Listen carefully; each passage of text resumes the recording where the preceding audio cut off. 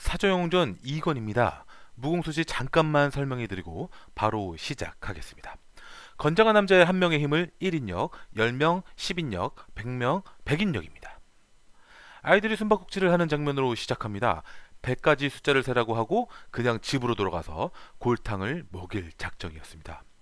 술래는 바로 곽정이었습니다. 곽정은 항상 술래만 했습니다. 그래서 숫자 하나만큼은 잘 셌습니다. 100까지 세고 눈을 떠보니 아무도 없었습니다.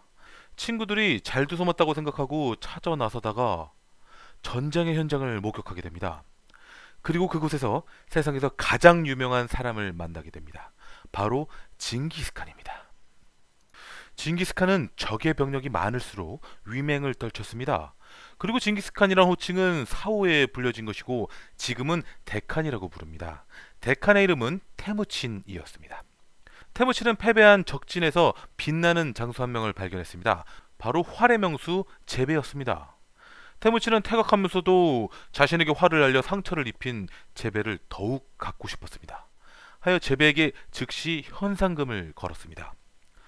곽정은 집에 돌아와 있었습니다. 곽정네가 소유한 가축들인지는 알 수 없지만 많은 양의 가축들을 기르고 있었습니다. 만약 이 가축들이 모두 곽정네의 소유였다면 곽정의 엄마 이평은 재테크계의 징기스칸입니다. 그때였습니다. 활의 명수 제베가 곽정 앞에 나타났습니다. 아군은 모두 태무친에게 전멸당했고 혼자 빠져나와 이곳까지 도망쳐 왔던 것입니다. 곽정은 물과 음식을 제베에게 주었습니다. 제베가 돈을 주자 엄마한테 혼난다며 거절했습니다. 제베를 추격하는 병사들이 왔습니다. 곽정은 같이 싸우자고 했지만 제베는 곽정을 기특하게 한번 보고는 지풀더미에 숨어버렸습니다. 누가 봐도 제베를 숨겨준 것 같은 표정을 짓고 있는 곽정이었습니다. 태무친의 추격병은 곽정에게 채찍을 갈기며 숨긴 곳을 대라고 했습니다. 추격병이 곽정을 죽이려고 하자 지풀 속에서 뛰쳐나와 곽정을 구하는 제베였습니다. 태무친은 지켜보고 있다가 다가와서 말했습니다. 사막에선 강한 자만이 살아남는다. 그리고 태무친의 깃발이 너의 앞에 있다. 실로 태무친의 기계는 태산과 같았습니다. 옆에 있던 부하 장수들조차도 오금을 지를 정도였습니다. 여기서 굳이 태무친의 무공을 따지자면 5인력 정도 될까 말까입니다. 하지만 태무친의 통솔력은 측정이 불가할 정도였습니다. 만약 표현하자면 1만이었습니다. 제베는 태무친 앞에 무릎을 꿇고 데칸에게 목숨을 바치겠다고 했습니다. 마찬가지로 제베도 통솔력이 높은 장수였지 무공이 높다고 할 수는 없었습니다. 굳이 무공을 따지자면 7인력입니다. 태무친은 기쁜 마음으로 제베를 맞이하였습니다. 그리고 곽정에게도 금덩이를 주었습니다. 곽정은 태무친보다 엄마가 더 무서웠습니다. 금덩이를 거절한 곽정이 마음에 들었는지 곽정을 거두어 주기로 했습니다. 그래야 곽정과 곽정 엄마 그리고 제베는 태무친의 부족으로 합류되었습니다. 시간이 지나 곽정은 태무친의 넷째 아들과 친구가 되었습니다. 넷째 아들의 이름은 툴루입니다. 그리고 금나라의 왕자 2명이 태무친에게 벼슬을 주기 위해 몽골에 왔습니다. 몽골은 아직 국가의 개념이 아니라 부족의 개념이었기에 금나라의 간접적인 지배를 받고 있었습니다. 같이 온 왕자 중에 7번째 왕자가 있었는데 바로 완한홍렬이었습니다. 네, 맞습니다. 양철심해 안에 포석략을 데리고 간 자였습니다. 즉 포석략은 금나라의 왕자와 같이 지내고 있었습니다. 몽골 정통가옥 게르안에서 회포를 풀고 있는 태무친과 왕자들이었습니다. 그때 태무친의 의형지에 자무카가 달려와 10만 명의 적들이 쳐들어왔다고 말했습니다. 태무친은 즉시 군대를 끌고 나갔습니다. 태무친의 군사는 5만, 적군은 10만이었지만 태무친의 통솔력 앞에는 아무 걱정 없었습니다. 태무친의 군대는 천하무적이었습니다. 잠깐 사이에 적들을 모두 섬멸하고 돌아왔습니다. 특히나 새로 영입한 제베가 적장의 목을 베어 가장 큰 공로를 세웠습니다. 완한홍렬은 태무친의 기계에 겁을 먹었습니다. 금나라는 100만의 군사가 있었지만 태무친의 5만의 군사에게 질 것만 같았습니다. 생각해보면 이 당시 몽골이 전 세계를 점령한 이유는 아마도 말 때문이지 않을까 싶습니다. 다른 나라는 장군과 장수 몇 명만 말을 타고 싸운다면 몽골은 병사들 모두가 말을 타고 싸울 정도로 말이 풍부했다고 생각됩니다. 깊은 밤 갑자기 나타난 하얀 소복을 입은 여자가 술에 취한 몽고 병사 2명을 해치웠습니다. 마치 귀신 같았습니다. 다음날 아침 곽정과 태무친의 넷째 아들 툴루이는 토끼 사냥을 갔습니다. 그곳에서 애들끼리 싸움이 났습니다. 곽정과 툴루이는 수쪽으로 분리해서 쥐어 터지고 있었습니다. 그때 짐볼 하나가 굴러와서 때리던 애들을 물리쳤습니다. 짐볼의 정체는 바로 강남 7개의 셋째였습니다. 돈이 궁할 땐 볼링장에서 볼링공 알바를 했을 겁니다.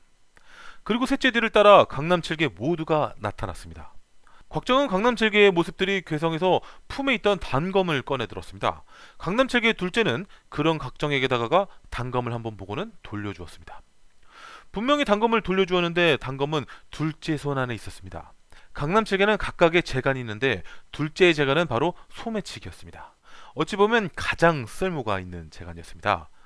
볼링공 알바보다는 말이죠. 단검을 보고 놀라는 강남 7개였습니다. 단검 손잡이에 양강이라는 이름이 쓰여 있었습니다. 아시겠지만 각소천과 양철심은 정략의 징표로 단검을 서로 교환했었습니다. 강남 7개는 집으로 가던 곽정에게 달려가 네가 양강이냐고 물었습니다. 양강이라면 곽정을 찾는데 분명 도움이 될 것 같았습니다. 곽정은 양강이 누군지 몰랐습니다. 강남 7개가 여러 가지를 물어봐도 아무것도 모르는 곽정이었습니다. 어쩔 수 없이 단검을 곽정에게 돌려주며 물러설 수밖에 없었습니다. 6년이나 곽정을 찾아 전국을 돌아다녔지만 만날 수가 없었습니다. 강남 7개는 허탈하기만 했습니다. 그나저나 6년이나 찾아 돌아다녔다면 곽정은 7살입니다. 강남 7개는 이편과 곽정이 초원에서 죽었다고 생각할 수밖에 없었습니다. 곽정 옆에 있는 툴루이는 강남 7개가 멀리 가버리자 이렇게 말했습니다. 곽정, 아까 우리 때린 놈들한테 복수하자고. 툴루이가 곽정을 부르는 소리, 바로 곽정! 그 소리를 장님 가진학이 들을 수 있었습니다. 저 아이가 곽정이란다 라고 부르짖으며 말머리를 돌렸습니다. 강남 7개가 곽정에게 다가가 아비를 죽인 자가 누구냐고 물었습니다. 곽정은 다른 건 몰라도 원수는 알고 있었습니다. 쓸개 빠진 단천덕이라고 대답했습니다. 강남 7개는 6년 만에 곽정을 만난 것에 모두들 기쁨의 눈물을 흘렸습니다. 하지만 앞으로 11년 동안 무예를 가르쳐야 했습니다. 강남 7개는 다시 울어버렸습니다. 이번엔 좌절의 눈물이었습니다. 곽정에게 무예를 잠깐 가르쳐봤는데 너무나 둔하고 멍청했습니다. 이미 구척이와의 내기에서 진 것만 같았습니다. 하지만 넷째는 달랐습니다. 자신도 어렸을 때 곽정과 같았다고 했고 곽정에게는 무예를 배워 원수를 갖고 싶으면 오늘 밤 산으로 우리를 찾아오라고 했습니다. 그날 밤 강남 7개는 산에서 곽정을 기다리고 있었습니다. 그 와중에 다섯째와 일곱째는 서로 좋아하는 관계였고 그래서 살짝 데이트도 했습니다. 그리고 강남 7개는 산을 둘러보다가 해골 더미를 발견했습니다. 해골 머리에는 손가락으로 구멍을 뚫은 상흔이 보였고 말이죠. 가진학은 해골더미의 상흔들에 대해 듣고선 식은땀을 뻘뻘 흘리며 말했습니다. 이것은 흑풍쌍쇠의 짓이라고 말이죠. 가진학은 흑풍쌍쇠 때문에 친형이 죽었고 자신도 장님이 됐다고 말했습니다. 그래서 죽더라도 복수를 해야 한다고 말했습니다. 그리고 형제들에게 큰 소리로 천리 밖으로 달려 목숨을 부지하라고 소리쳤습니다. 도대체 흑풍쌍쇠가 어떤 자들이길래 이렇게 겁을 먹었을까요? 가진학을 놔두고 도망친다는 건 상상도 할 수 없는 강남 7개였습니다. 하여 흑풍쌍쇠에 맞서 싸우기로 결심했습니다. 강남 7개는 상대가 상대인지라 숨어있다가 기습을 하기로 했습니다. 드디어 흑풍쌍쇠가 나타났습니다. 한 손에는 몽골 병사가 들려 있었습니다. 몽골 병사는 무공 수련형이었습니다. 흑풍쌍쇠는 지체 없이 대가리 구멍 송송신공을 시전했습니다. 대가리 구멍 송송신공은 구움 백골조라는 무공입니다. 그런데 이 모습을 훔쳐보던 일곱째가 놀라서 소리를 치고 말았습니다. 그 소리를 듣고 흑풍쌍쇠가 눈치를 챘습니다.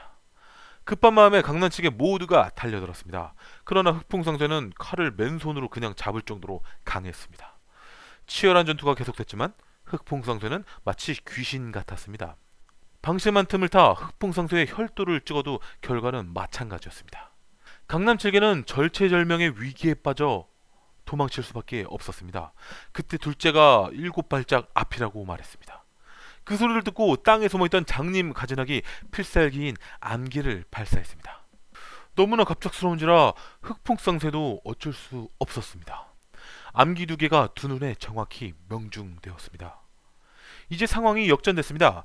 가진학은 남편을 부르기 전에 빨리 해치우자고 말했습니다. 흑풍쌍쇠는 2명의 부부였습니다. 부상을 입은 여자는 아내 매초풍입니다. 매초풍의 무공은 151력입니다. 조금도 봐주지 않고 살수만을 펼치며 매초풍을 공격해갔습니다. 매초풍은 앞이 보이지 않자 속수무책으로 당할 수밖에 없었습니다. 그러다 안되겠다 싶었는지 하늘에 대고 괴성을 질렀습니다. 만약 남편이 온다면 광남칠개는 모두 죽은 목숨이었습니다. 그래서 더욱더 살수를 펼쳤습니다. 그때 매초풍의 괴성에 대답하듯 또 다른 괴성이 들려왔습니다. 그리고 그 괴성은 빠르게 접근하고 있었습니다. 강남칠개 모두가 매초풍의 남편이 가까이 온 것을 알게 됐습니다. 소리나는 쪽을 바라보니 곽정이었습니다. 강남칠개를 삽으로 모셔 무예를 배우려고 왔던 것이었습니다. 하지만 곽정 뒤에서 무섭게 달려오는 존재도 보였습니다. 일곱째가 달려가 곽정을 구하려고 했지만 이미 흑풍성세 중 남편 진연풍에게 곽정은 잡혀버렸습니다. 진연풍의 무공은 201력입니다. 급한 마음에 일곱째가 자신의 필살기를 써보지만 진연풍 앞에서는 무용지물입니다. 조금의 빈틈도 없이 진연풍은 일곱째를 덮쳐갔습니다. 피한다는 건 생각도 못할 지경이었습니다. 다섯째가 일곱째 앞에 몸을 던져 막아주었습니다. 하지만 치명상에는 틀림이 없었습니다. 무공 201력인 진연풍의 공격에 생명이 꺼져가는 다섯째, 그런 다섯째를 사랑하는 일곱째, 그리고 진연풍에게 잡혀있는 꼬마 곽정, 이렇게 사조영웅전 2권이 끝났습니다. 단편도 같이 보셨으면 좋겠습니다.